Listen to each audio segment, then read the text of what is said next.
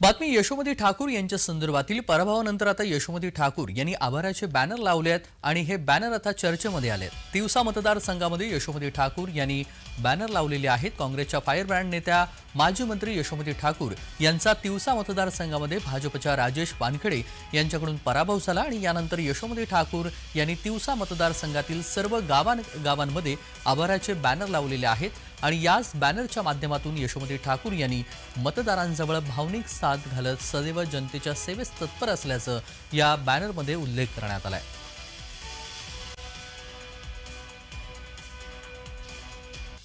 पराभवानंतर यशोमती ठाकूर यांनी आभाराचे बॅनर लावलेले आहेत। तिवसा मतदारसंघामध्ये विविध ठिकाणी यशोमती ठाकूर यांनी बॅनरबाजी केलेली आहे। मनपूर्वक आभार, जनतेची सदैव सेवा करेन असं ह्या बॅनरमध्ये म्हटलेलं आहे। सदैव जनतेच्या सेवेस तत्पर आहोत असं यशोमती ठाकूर यांनी आपल्या लावलेल्या बॅनरमध्ये उल्लेख करण्यात आलेला आहे।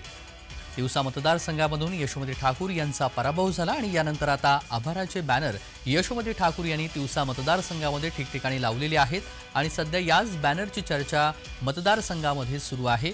माजी मंत्री म्हणून त्यांनी राज्यामध्ये काम केलेलं होतं आणि दरम्यान आता या निवडणुकीमध्ये त्यांचा पराभव झालेला आहे आणि पराभवानंतर आता त्यांनी बॅनरमधून भावनिक साथ घातलेली आहे आणि त्याच्यामध्ये सदैव जनतेच्या सेवेमध्ये तत्पर आहोत असं ह्या बॅनरवरती उल्लेख करण्यात आलेला आहे।